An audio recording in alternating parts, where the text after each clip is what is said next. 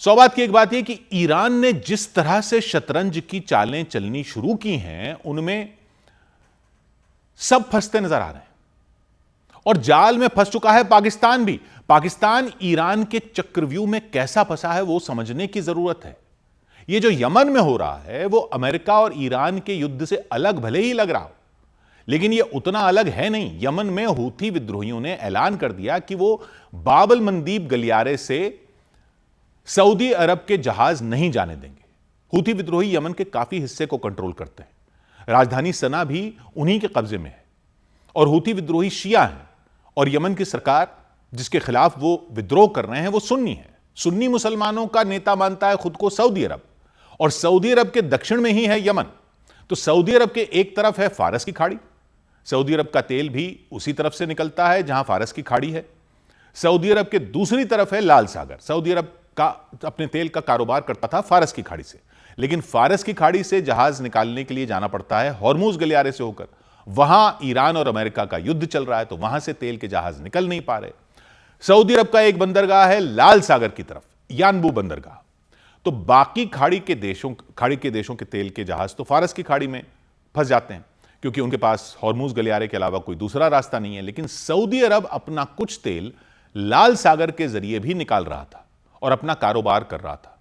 अब हूथी विद्रोहियों ने उस रास्ते से भी सऊदी अरब के जहाज निकलने पर हमला करने की धमकी दे दी है और हूथी विद्रोहियों पर कंट्रोल रहता है ईरान का। यानी यह माना जा रहा है कि ईरान अब सऊदी अरब को लड़ाई में खींच रहा है। ईरान खुद जो हमले कर रहा है वो तो इस नाम पर कर रहा है कि वो अमेरिका के ठिकानों पर हमले कर रहा है, क्योंकि उसकी जंग अमेरिका से है। वो खाड़ी देशों में हमले कर रहा है लेकिन कह रहा है अमेरिका के ठिकानों पर। सऊदी अरब में भी उसने पहले हमले किए थे, लेकिन सऊदी अरब ने पलटवार नहीं किया था। सऊदी अरब में भी ईरान ने कहा था कि वो अमेरिका के अड्डों पर हमले कर रहा है, लेकिन सऊदी अरब खुद जंग में नहीं कूदा था। लेकिन हूथी विद्रोही तो सीधा सऊदी अरब को ही ललकार रहे हैं। वो सऊदी अरब को जवाब देना ही पड़ रहा है। हालांकि वो जानता है कि हूथी विद्रोहियों के पीछे ईरान है, लेकिन उसको जवाब तो देना ही पड़ेगा। यहीं फंस गया है पाकिस्तान। वो क्यों फंस गया? क्योंकि पाकिस्तान ने सऊदी अरब के साथ नेटो जैसा समझौता किया हुआ है। नेटो जैसा समझौता मतलब कि अगर सऊदी अरब पर हमला होगा तो पाकिस्तान पर हमला माना जाएगा। सऊदी अरब ने यह समझौता इसलिए किया था क्योंकि एक तो पाकिस्तान परमाणु ताकत है, दूसरा उसको पाकिस्तान की सेना मिल जाएगी लड़ने के लिए, यानी वो उसकी भाड़े की सेना हो गई एक तरह से। पाकिस्तान कर्जे में डूबा हुआ है, उसको सऊदी अरब से पैसा चाहिए था, तेल चाहिए था, तो उसने यह समझौता कर लिया था। और यह मान रहा था वो, या यह माना जा रहा था कि यह इजराइल के लिए हो रहा है, कि इजराइल को यह दिखाया जा सके कि वो सऊदी अरब पर हमला करने की किसी भी सूरत में सोचे भी ना, क्योंकि पाकिस्तान का साथ मिलने से सऊदी अरब के पास भी परमाणु ताकत आ गई। लेकिन पाकिस्तान ने यह नहीं सोचा था कि लड़ाई यमन के खिलाफ भी लड़नी पड़ सकती है सऊदी अरब की तरफ से। यमन के हूथी विद्रोहियों से लड़ने का मतलब है एक तरह से ईरान से लड़ना। तो एक तरफ सऊदी अरब पर हमले हो रहे हैं तो वहां पाकिस्तान की सेना को जाना पड़ सकता है।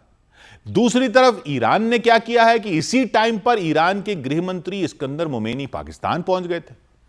ईरान पाकिस्तान की मध्यस्थता की तारीफ कर रहा है, कह रहा है कि पाकिस्तान अमेरिका के साथ शांति की कोशिशें जारी रखे। पाकिस्तान भी बार बार ढोल पीटता रहा है कि वो पश्चिम एशिया में शांति के लिए प्रयास जारी रखेगा।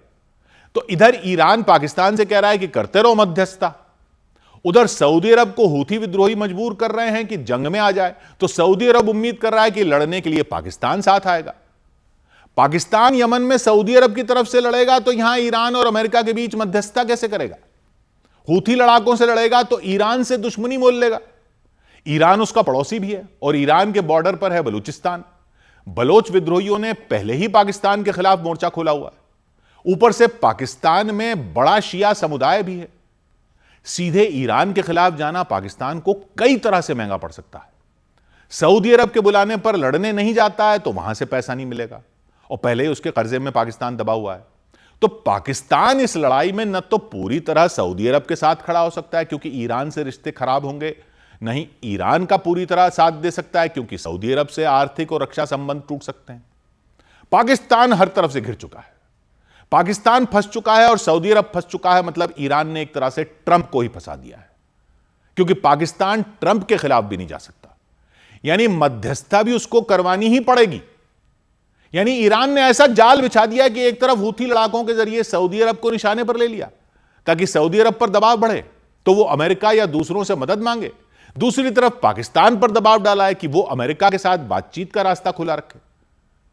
तो अमेरिका भले ही सैन्य कार्रवाई कर रहा है, लेकिन बातचीत के जाल में भी उलझा हुआ है।